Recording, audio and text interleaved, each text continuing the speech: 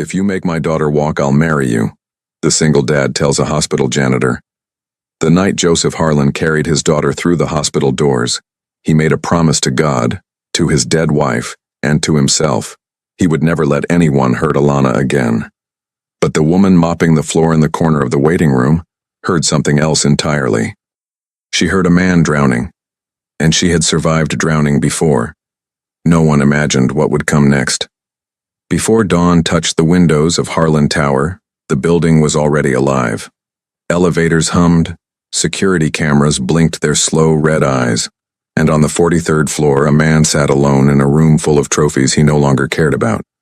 Joseph Harlan, 38 years old, founder of Harlan Global Investments, worth more than most small countries, sat in the dark beside his daughter's door, listening to the sound of her breathing. He did this every night.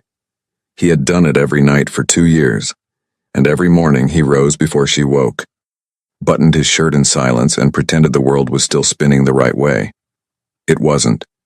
Everyone who worked for Joseph knew the rule. Do not mention the accident. Do not mention Claire. Do not, under any circumstances, look at the framed photograph on the credenza in his office, the one with the woman laughing at the camera. Dark hair flying, one hand resting on a very round belly. That photograph had not been moved or dusted in 26 months. His housekeeper, Mrs. Petrov, had tried once. She was given a generous severance package and a glowing reference letter by the end of the week. So when the cleaning company sent a new worker to replace the third housekeeper in 4 months, nobody in the Harlan household expected much. The elevator doors opened at 6:45 in the morning, and a woman stepped into the marble foyer, with a canvas bag over one shoulder, and an expression so carefully neutral, it could have been carved from the same stone as the floor. She wore gray slacks, a white button-down shirt, and sensible shoes that made no sound on the marble. She was 28 years old, though something in her eyes suggested she had lived considerably longer than that. Her name was Amber Cole. She did not introduce herself to anyone. She found the supply closet, reviewed the list of tasks pinned to the inside of the door, and began. The apartment occupied the entire top floor of the building, 11 rooms, 4 bathrooms, a kitchen large enough to feed a restaurant, and a glass-walled terrace that overlooked the city like a crown. Most of it was immaculate. Joseph employed a full-time chef, a personal assistant, a driver, and a rotating staff of babysitters for Alana. What he could not seem to keep was a housekeeper. The turnover, the agency had explained gently to Amber during her briefing, was not due to the workload. It was due to the atmosphere. Amber had nodded and signed her contract. She was on her 3rd room when she first heard the sound. A low rhythmic thudding. She paused, mop in hand, and listened. It came from the hallway to the right, the private wing, the one marked with a small handwritten sign that said, "Alana's Rooms," in careful purple marker. Amber set the mop against the wall and walked quietly to the edge of the hallway. She did not go further. She simply listened. The thudding continued, then stopped. Then a voice, small and precise and utterly cold for a 6-year-old. "I can hear you out there." Amber didn't move. "Everyone stands there," the voice continued. "Then they come in and talk to me in that voice, that baby voice. I hate that voice. I don't use that voice," Amber said. A pause. "You're the new cleaner." "Yes. The last one brought me a stuffed rabbit, like I'm a baby." "I didn't bring you anything," Amber said. Another pause, longer this time. Then the thudding resumed. Amber returned to her mop. She did not see Alana that morning. She did not try to. She cleaned 7 rooms, reorganized the linen closet according to the instructions on the list, descaled the kitchen faucets, and was wrapping up her canvas bag when she heard the elevator doors open and Joseph Harlan walked in. He was taller than she had expected from the photographs in the agency briefing. He wore a charcoal suit that had cost more than her monthly rent, and he carried his jacket over one arm in the way of men who have stopped caring whether things are perfect. His face was the face of a man running on discipline alone, jaw set, eyes scanning, mind already somewhere else. He stopped when he saw her. "You're the new one," he said. "Amber Cole, from Prestige Staffing."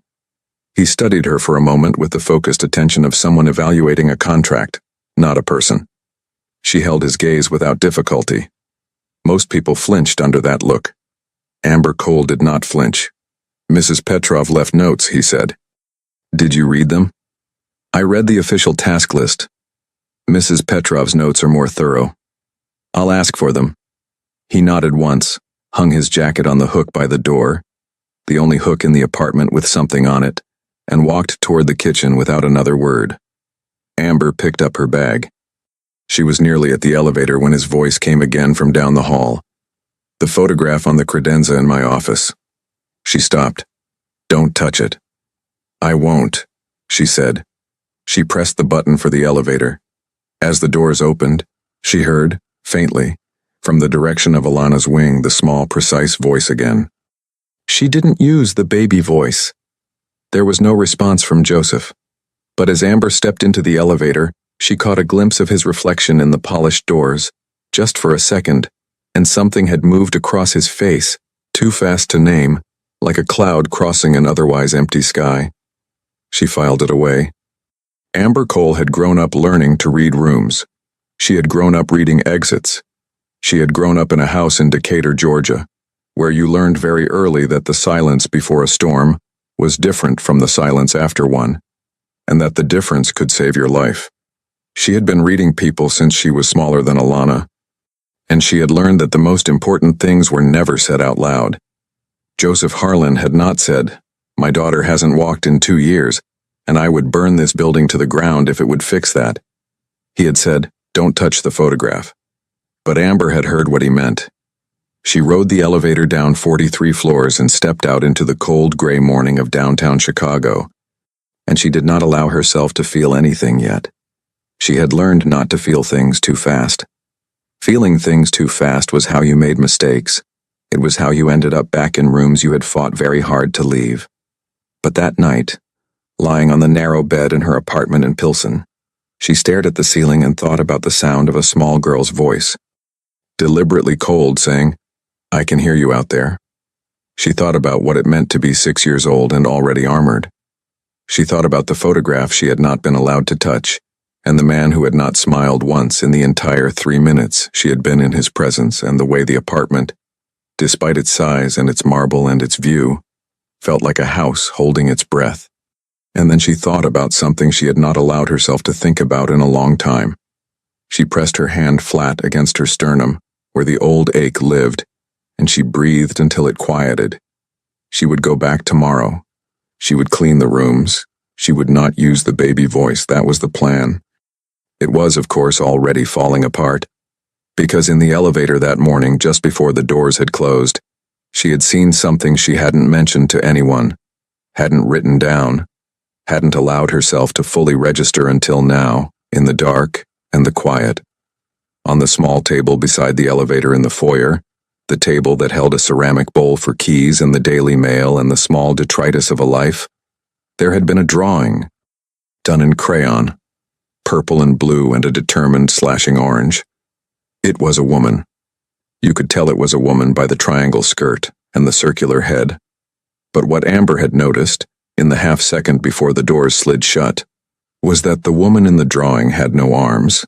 A 6-year-old girl who had not left her wheelchair in 2 years had drawn a woman with no arms.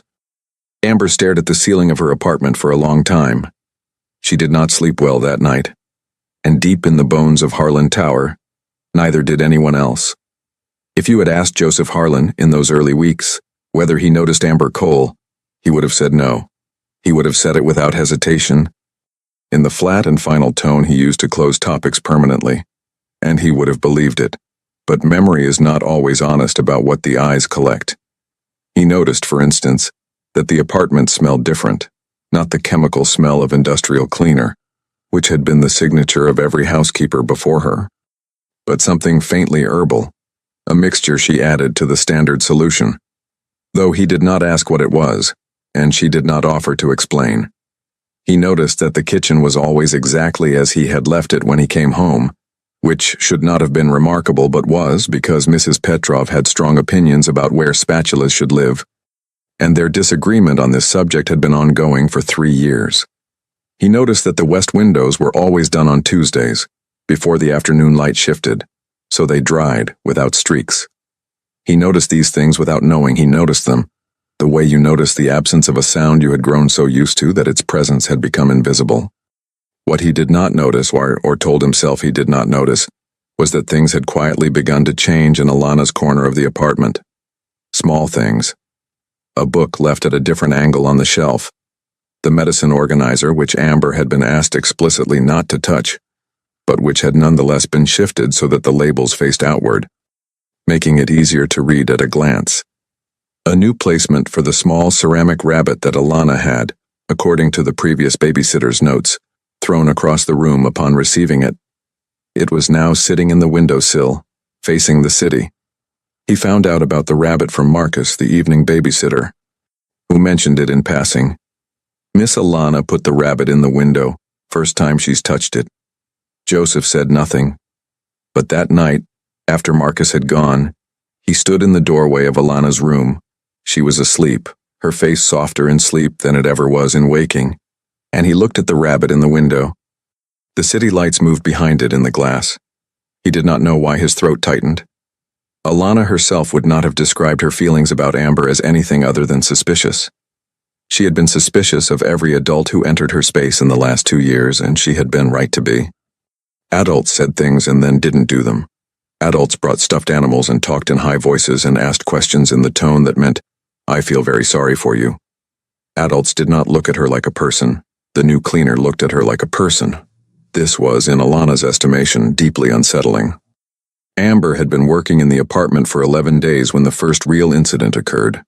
Alana had maneuvered her chair into the hallway outside the study, a room she was not technically allowed to enter due to its proximity to the credenza and the photograph, and she had been sitting there for approximately 40 minutes. Waiting. For what? She could not have said precisely. For someone to notice. For something to happen. For the feeling of being invisible to become, somehow, useful. Amber came around the corner with a feather duster and stopped. "You're not supposed to be near the study," Amber said. "I'm not in the study," Alana said. "I'm in the hall." Amber looked at her for a moment. "That's accurate," she said, and continued past her into the study. Alana wheeled to the doorway and watched. Amber moved through the room with the efficient, unhurried motions she had observed many times now, the way she never rushed, never bumped things, never made the face that meant she was deeply uncomfortable with the silence. The room was full of silence. Alana had learned to weaponize it. "Do you know what happened?" Alana asked. Amber continued dusting. "Can you be more specific?" "To my legs." A brief pause. "Your father's staff briefing mentioned a car accident." "It wasn't just a car accident," Alana said. "No," Amber agreed. "I don't imagine it was." Alana watched her. "You're not going to ask me about it?" "No. Everyone asks me about it eventually." "I know." Amber moved to the next shelf. "You can tell me whatever you want to tell me. You don't have to tell me anything." Alana was quiet for a long time. The feather duster moved. The city hummed 43 floors below them. "My mom was driving," Alana said finally. "It wasn't her fault." "Okay," Amber said. "Everyone always acts like it was someone's fault." "Accidents aren't always someone's fault." Alana turned her chair toward the window. Outside, a cloud was passing over the lake, its shadow traveling across the water like something slow and deliberate. "My dad thinks it was his fault," she said. "Because he was supposed to be in the car. He was working late." Amber stopped dusting. She did not turn around. She simply went still for a moment, the kind of stillness that is different from ordinary stillness. Concentrated, careful, the stillness of someone setting something very fragile down gently. "That must be hard to watch," she said quietly. "He cries sometimes," Alana said. "In the garage. I can hear him through the vent. He thinks I can't." Amber turned then. She looked at Alana, really looked at her, and said nothing for a long moment. Then, "He loves you very much." "I know," Alana said. "I just wish he wasn't so sad." It was perhaps the most honest thing the child had said to an adult in 2 years. The words hung in the room like the dust Amber had just stirred from the shelves, weightless and suspended, and everywhere at once. That evening, Joseph came home to find Amber still in the building. Not in the apartment, but in the lobby, sitting in one of the reception chairs with her coat on and her canvas bag across her knees. He stopped when he saw her. She rose. "I need to speak with you," she said. "When you have a moment." He studied her. "Now is fine." She told him, without preamble or apology, what Alana had said about the garage. She did not add interpretation. She did not add emotion. She simply delivered the information the way you hand someone a letter that was always meant for them, but got lost in the mail. Joseph stood very still while she spoke. When she finished, he said nothing for a long time. The lobby was empty except for the night security guard at his desk 20 feet away, studiously reading something on his phone. "Why are you telling me this?" Joseph asked at last. "Because she's not invisible," Amber said. "And I think she needs to know that you know that." She picked up her bag, nodded once, and walked out the door into the snow-lit dark. Joseph stood where he was.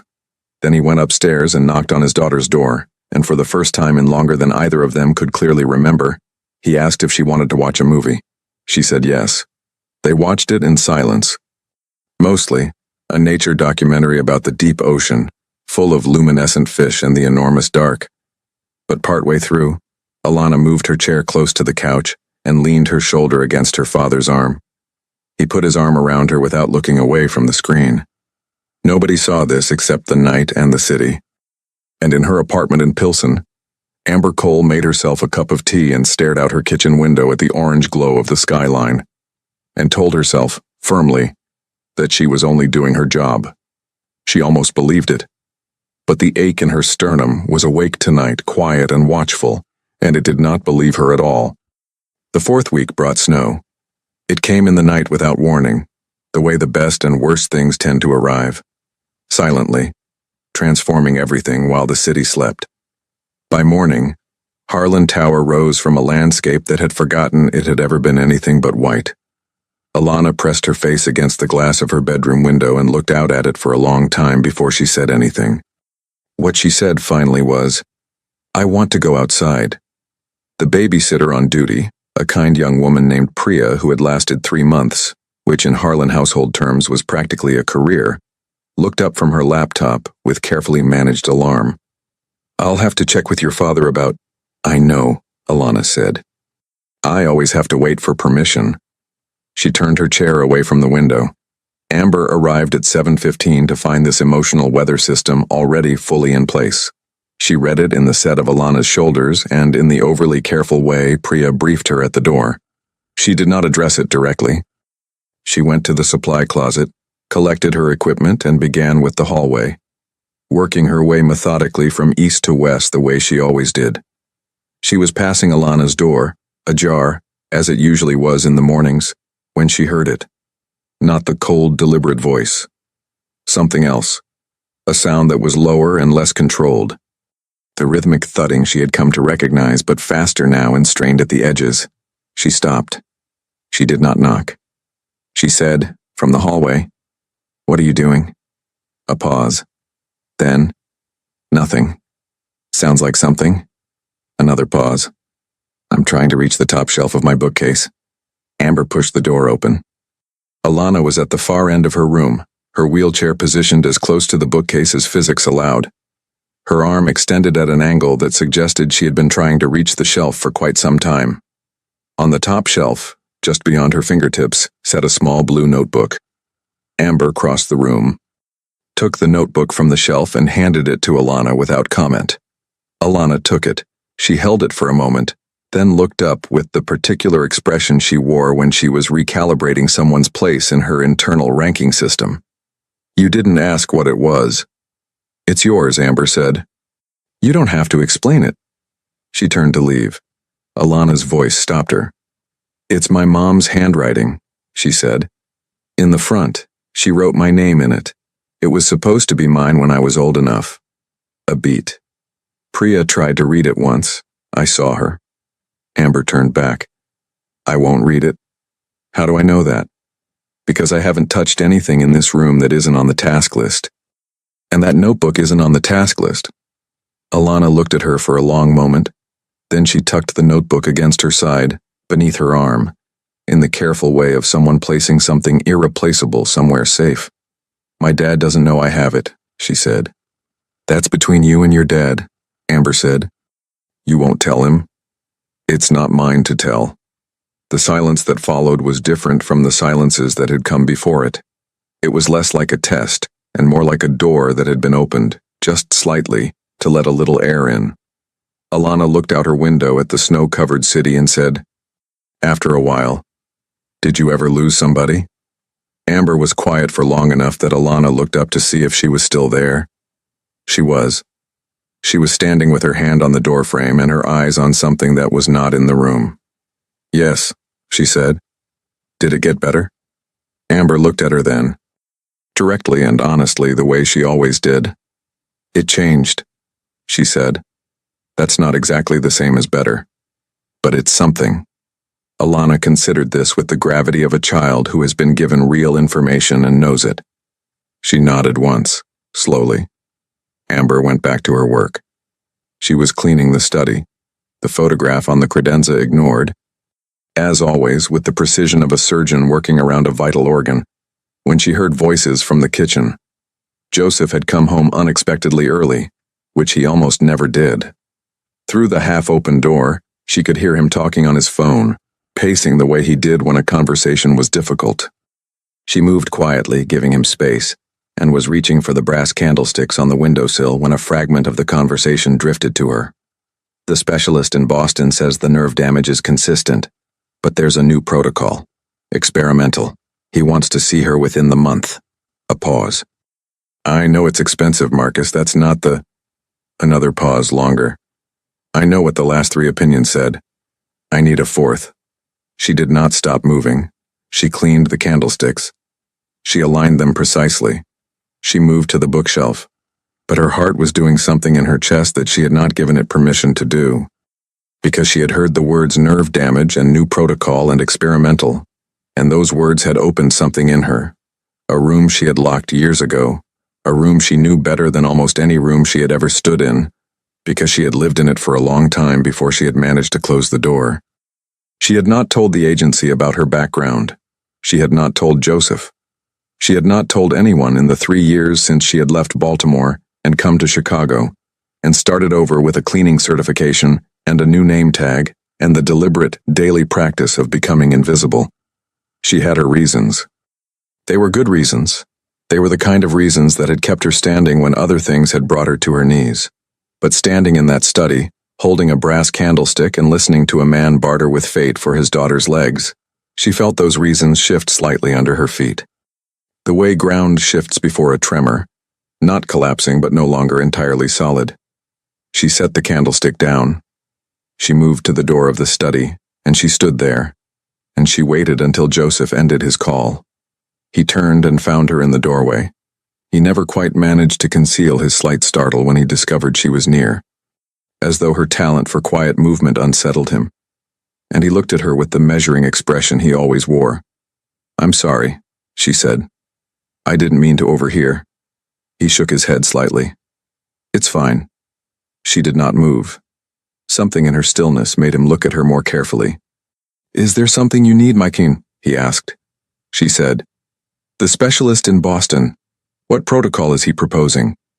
A beat of absolute silence. Joseph's eyes sharpened. Why? Because, Amber said, and her voice was very level, very careful, standing on the exact edge between what she had decided not to say and what she now understood she might have to. I may know something about that, about what comes after the diagnosis most doctors stop at. Joseph stared at her. She held his gaze. The room was perfectly still. You're a housekeeper, he said. Not unkindly, but precisely. Yes, she said. I am. Right now. It was the most she had said about herself in 3 years. And even so, it was only the edge of it. Only the very first corner of a thing that once fully turned would change everything in that apartment, everything in that family, everything that Amber Cole had spent 3 years carefully, painstakingly rebuilding from the wreckage of what she used to be. Joseph Harlan looked at the woman standing in the doorway of his study in her gray slacks and her white shirt, and her sensible shoes, and something shifted in his expression. Not softening exactly. More like the moment before you realize a map you've been using is oriented the wrong direction. The slight, disorienting recognition that the landscape is not quite what you thought. "Sit down," he said quietly. Amber did not sit, but she stepped further into the room. And outside, in the hallway, so still that neither of them heard a sound, Alana Harlan sat in her wheelchair with the blue notebook pressed against her side and listened to every word. The silence that followed Amber's words lasted long enough that the refrigerator in the kitchen clicked on, and the sound of it was startling, like a stranger clearing their throat in an empty church. Joseph Harlan stood in the center of his study with his phone still in his hand, and looked at the woman in the doorway the way you look at something that has abruptly stopped being what you thought it was. He was not a man who was easily surprised. He had built a company from a borrowed desk in a studio apartment in Wicker Park. He had sat across from senators and sovereign wealth fund managers and men who collected islands the way other men collected watches. He was not surprised easily. "Sit down," he said again. This time Amber sat. She chose the chair across from his desk. Not the soft leather chair angled for comfort, but the straight-backed one against the wall, the one that said, "This is not a personal conversation." Joseph noticed this. He sat behind his desk, which was itself a message, though he was not certain what message he intended. "Talk," he said. Amber folded her hands in her lap. She looked at the surface of his desk rather than at him, the way someone looks at a fixed point when they are choosing words with great care. "I have a degree in neurological rehabilitation," she said. "From Johns Hopkins. I completed my residency at Mercy Medical in Baltimore.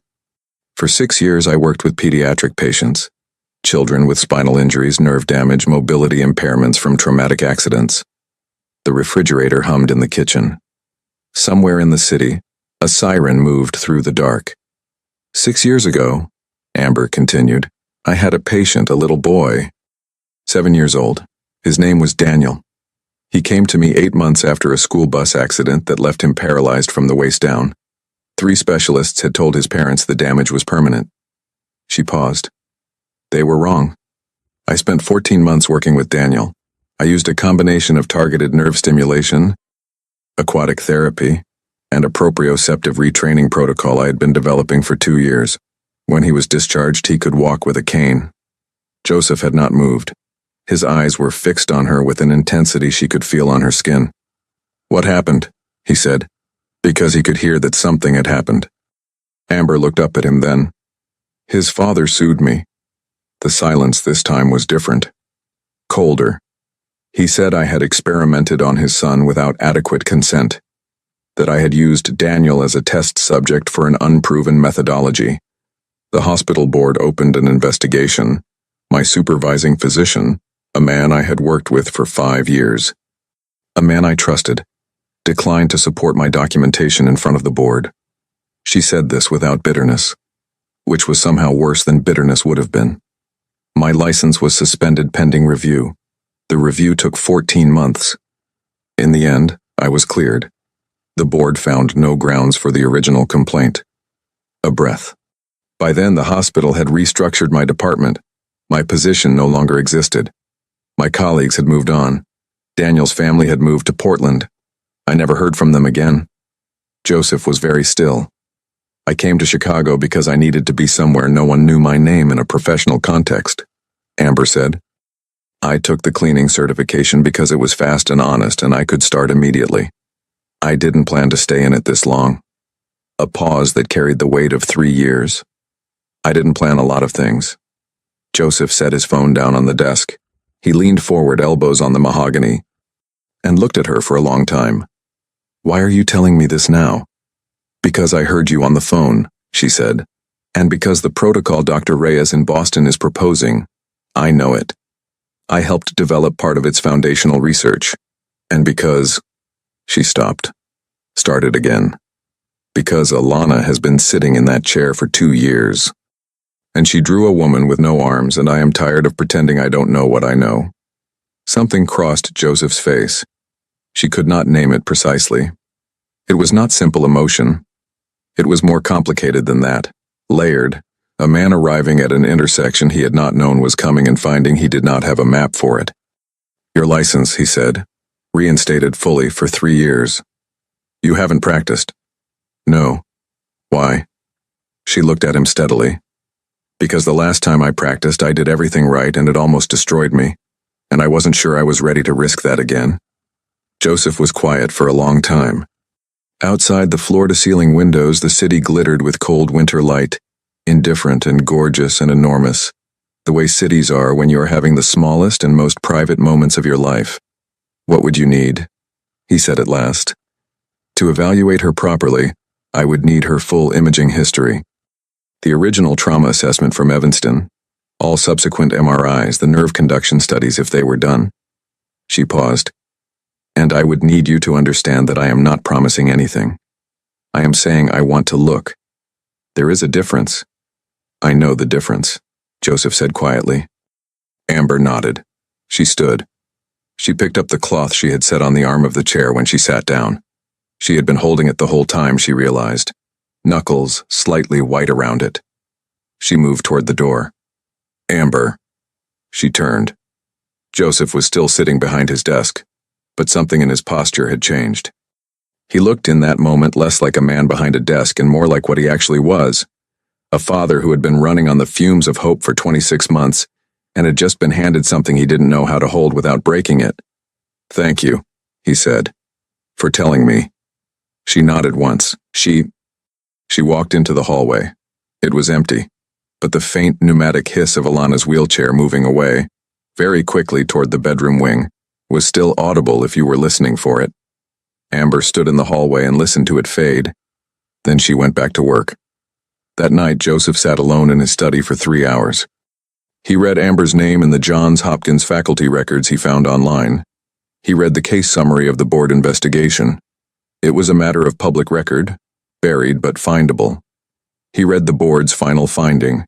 He read a 2019 research paper co-authored by one A. Cole, published in the Journal of Neurological Rehabilitation, on proprioceptive retraining in pediatric spinal cases. The paper had 43 citations. He closed his laptop at 1 a.m. He sat in the dark for a while. Then he went to Alana's door and listened to her breathe, the way he did every night. But tonight, something was different. The listening felt less like vigil and more like something else, something lighter. Something that moved in the chest the way hope moves when it is so fragile you are afraid to name it, in case naming it breaks it. He did not name it, but he did not sleep for a long time either. 3 weeks later, Amber Cole sat in a conference room on the 14th floor of Northwestern Memorial Hospital, with Alana's complete medical file spread across the table in front of her, imaging reports, nerve studies, surgical notes, rehabilitation assessments, and she read through everything twice before she said a single word. Joseph sat across from her. He had brought his lawyer to the first meeting, then sent him home. This meeting, he had come alone. Alana did not know where they were. She had been told her father had a work meeting. This was technically true.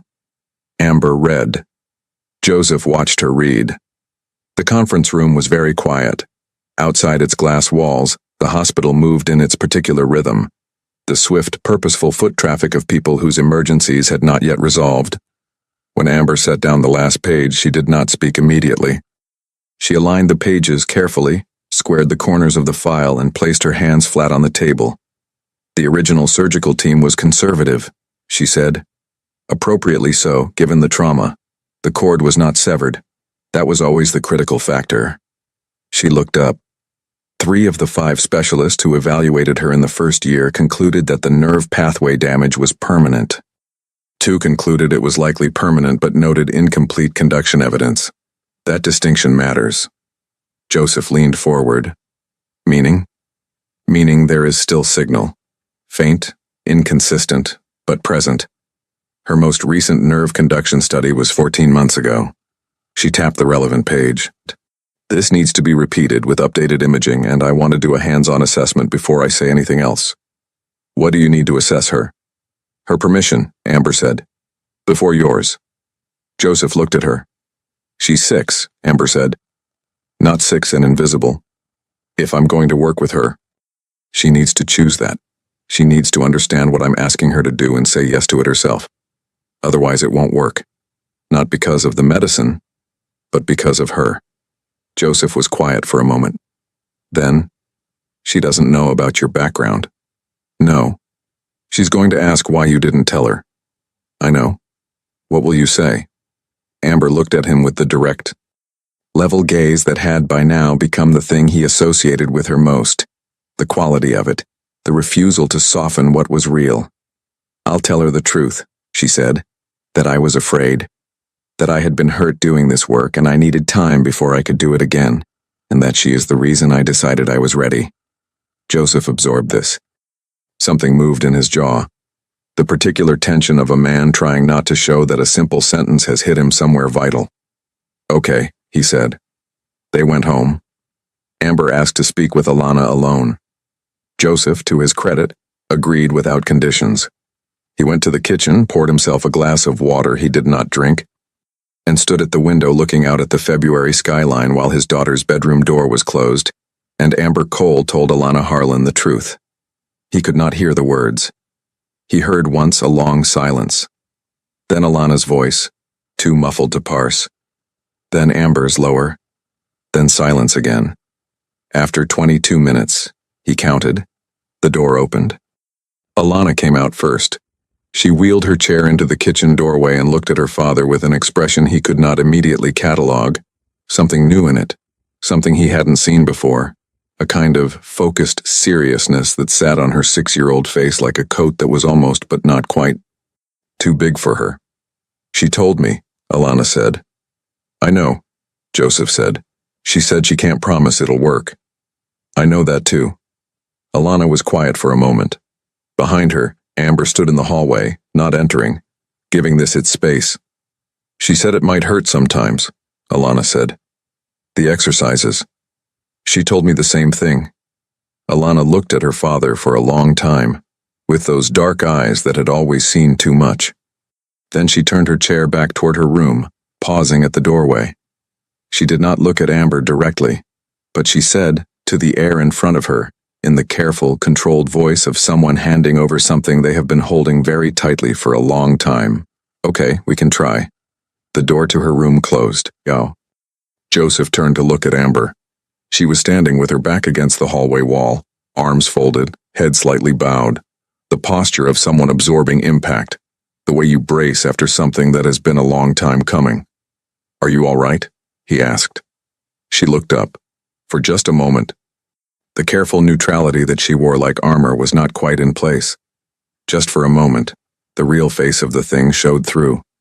The cost of it, the hope of it, the weight of deciding to try again after the last time had broken something in her. Ask me in 6 months, she said. It was not the beginning of what happened next. That had already begun quietly weeks ago in the margins of ordinary mornings. But it was the moment the shape of it became visible, the way a photograph develops slowly, and then, all at once, the faces become clear. What nobody had anticipated, not Joseph, not his attorney, who would later have many careful things to say, not the babysitters or the chef or the various careful professionals who moved through that apartment, was the velocity of what came next. Not with the therapy, which proceeded slowly and deliberately, and with the particular rhythm of 2 steps forward and 1 step back that real healing always has, but with something else, something that did not appear on any medical chart. Alana began to watch Amber differently, not with the cold, calculating surveillance of the early weeks. Something else, something that looked, if you were paying close attention, almost like hunger, as though the girl was trying to understand how a person was built, how someone who had been through what Amber described could still show up, day after day, and clean the candlesticks precisely and hand over the notebook without being asked and look you in the eye when she said she did not know if it would work. One morning in March, Amber arrived to find a piece of paper on the supply closet door. It was a drawing. Crayon, the same purple and blue and orange as before. A woman, triangle skirt, circular head. This time, the woman had arms. Amber stood in front of it for a moment. Then she unpinned it, folded it carefully, and put it in the inside pocket of her canvas bag. She did not mention it to anyone, but 3 weeks later, when Alana's left foot moved, not much. Not dramatically. Just a small involuntary flexion during a resistance exercise that should not have been possible, according to every assessment in that file. And both of them went completely still and looked at each other in the particular suspended silence of people standing at the edge of something enormous. What Amber felt in that moment was not triumph. It was not relief. It was something older and more private than either of those things, something that had lived in her sternum for 6 years, and now, very quietly, shifted. She held Alana's gaze. Alana's eyes were wide and serious, and absolutely alive. "Did you feel that?" Amber said. "Yes," Alana whispered. Neither of them said anything else for almost a full minute. Then Alana looked down at her foot, then back up at Amber, and she said, in a voice that cracked on the last word, the first time Amber had ever heard it crack, "Do it again." Joseph was in a board meeting on the 30th floor when his phone buzzed with a text from Amber. 3 words. She needed him upstairs. Now. He was in the elevator in 45 seconds. What he found when the doors opened was his daughter in her wheelchair in the center of the living room, and Amber kneeling on the floor in front of her, and Alana's face, that careful, armored, controlled face, completely undone. Wet with tears, she was not trying to stop, her left foot moving. Deliberately. Slowly. Her jaw set with the effort of it, and her eyes locked on Amber's, like a person who has found the one fixed point in a room that will not stop spinning. Joseph Harlan stood in the doorway of his own home and watched his daughter move her foot. He sat down on the floor. He did not care that he was wearing a $4,000 suit. He sat down on the marble floor of his foyer and put his face in his hands, and for the first time since the night of the accident, for the first time in 28 months, he wept without trying to stop. Spring came to Chicago the way it always does. Reluctantly in fits and starts with false warm days followed by cold snaps that made the city feel betrayed. But by April, the lakefront was alive again. And on a Tuesday morning in the 6th week of Alana's intensive rehabilitation protocol, Joseph Harlan did something he had not done in over 2 years. He called in late to the office. He sat at the kitchen table and watched Amber guide his daughter through the morning exercises. The careful, patient, repetitive work of asking a damaged nervous system to remember what it once knew. Alana's face was always extraordinary during these sessions, the fierce concentration of a child who has decided, with the full and irreversible commitment of a 6-year-old, that she is going to do this thing. She never complained. She sometimes cried when the effort was too much and the frustration outpaced the progress. When she did, Amber did not rush to comfort her, did not fill the space with reassuring noise. She simply waited and handed her water and said, "Ready when you are." Joseph had learned over these weeks that this was the right thing. He had also learned that he had not known it before, and that the not knowing was something he would have to sit with. On this particular Tuesday, something was different. He could feel it in the room before he could see it, a charge in the air, the particular quality of a morning that is decided to be historic. Amber had positioned the parallel bars in the living room 6 weeks ago. They had arrived via medical supply delivery, and Joseph had watched the building superinstall them in the space where the coffee table used to be. And he had thought, this is what hope looks like. It looks like hardware on a Tuesday afternoon. Alana had regarded them from her wheelchair with the expression of someone confronting a challenge they have not yet decided to accept. Today, Alana accepted. It happened simply, the way the most extraordinary things tend to happen, without ceremony, without warning, without any of the dramatics that you might expect from a moment that has been building for 28 months. Amber said, "I think you're ready to try the bars." And Alana looked at them, then at Amber, then at her father sitting at the kitchen table with his coffee going cold. And she said, "Okay." What followed was not graceful. It was not the kind of scene you would find in a movie with swelling music and golden light. It was effortful and slow, and physically frightening in the way that watching a child do something at the very edge of their capacity is always frightening. Amber supported her under one arm. Alana gripped the bars with both hands, white-knuckled, and she pulled herself upright with a sound that was partly effort and partly something else, partly rage, partly grief, partly 6 years old and furious at everything that had been taken, and determined to take it back. She stood. Not for long. 12 seconds by the clock on the wall. Her legs shook with the effort of it, and Amber's grip on her arm was steady and sure, and Joseph had risen from the table without knowing he had done it, and was standing at the edge of the room with one hand over his mouth. 12 seconds. Then Amber lowered her back into the chair, and Alana sat there breathing hard, and nobody said anything. Then Alana looked at her father, and she said, "Did you see?" "I saw," Joseph said. His voice was not steady. "I did it," Alana said. She was not crying. She was something beyond crying. Something that had come out the other side of tears into a place that was clear and still, and very large. "You did it," Joseph said. Alana turned then, in her chair, and looked at Amber. And here is the moment that none of them would ever be able to describe precisely when asked about it later. Not Joseph. Not Amber. Not even Alana, who would remember only the feeling of it, not the words, because there were no words. Alana looked at Amber with that face, that extraordinary face that had been carefully, deliberately closed for 2 years. And it was open. Completely open. Every wall down. She held up her arms. Not to her father. To Amber.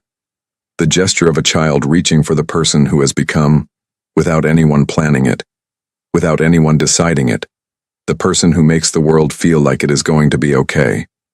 Amber crossed the room and gathered her in. She held Alana Harlan, 6 years old, fierce and broken open and beginning, and she pressed her lips to the top of that dark-haired head, and she closed her eyes, and something in her chest that had been sealed for 3 years, for 6 years, for her whole careful rebuilt life, came apart quietly and completely, the way things come apart when they no longer need to hold. Alana's arms were tight around her neck. "You came back," Alana said, into her shoulder. "Not you came here. You came back."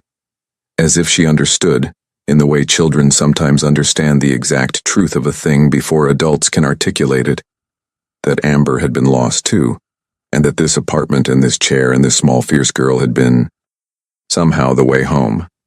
Amber did not answer. She held her. Joseph stood across the room and watched his daughter hold on to Amber Cole, and the thing he felt was beyond naming in the ordinary vocabulary of emotion. It was more like weather. Total, surrounding, inescapable. He looked at Amber's face, turned away from him, pressed to his daughter's hair, and he thought, she came back. She drove herself to the edge of what she could survive, and she came back, and she chose this. She chose us. Weeks passed. The parallel bars stayed in the living room. Progress was not linear. There were bad days and setbacks and mornings when Alana's legs would not cooperate, and her frustration was a physical thing in the room. Impossible to ignore. There were also days of almost unbearable grace. The morning she took 3 steps between the bars alone, and the afternoon she made it to 5, and the evening she reached for her father's hand instead of the bar. Joseph did not move the photograph from the credenza, but one evening in May, Amber was in the study finishing the windows when she heard him come in. She did not turn. She heard him pause behind her. Then she heard a sound she had never heard in that room, the soft scrape of a frame being lifted from a hard surface. She turned. Joseph was holding the photograph. He was looking at it with an expression that was, for the first time she had seen, not pain alone. It was something more complicated, something that held pain and love and time all at once, the way the best photographs do. He did not seem to know she was watching. Then he looked up. He said, her name was Claire. She laughed at everything, even things that weren't funny. He looked back at the photograph, especially things that weren't funny. Amber said nothing. She did not need to. She would have liked you, Joseph said, not as a declaration, not as the beginning of anything, simply as a truth that needed to be placed somewhere real, said out loud in a room with another person so that it existed in the world. Amber nodded. He put the photograph back, but he turned it slightly, so it faced the room now, instead of the wall. So Claire Harlan was looking out at the space where her family lived. That night, Alana asked Amber to stay for dinner. Not her father, not the chef. Alana herself, from her position at the kitchen doorway. With that expression, the open one, the new one, said, "Can you stay? Dad makes the pasta wrong." Joseph, from inside the kitchen, "I make it exactly right." "You make it mushy," Alana said.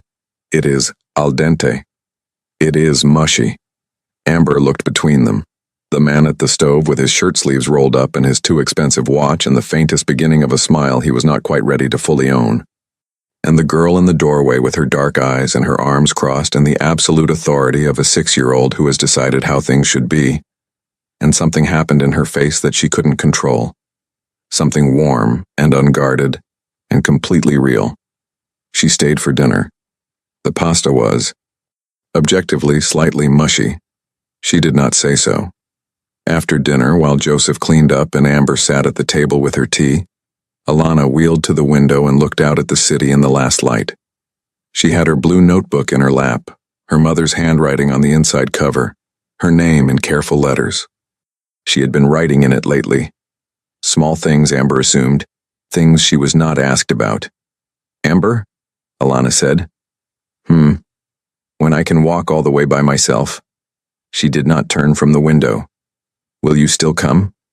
The question landed in the room with the particular weight of things that have been prepared and held and finally, carefully, set down.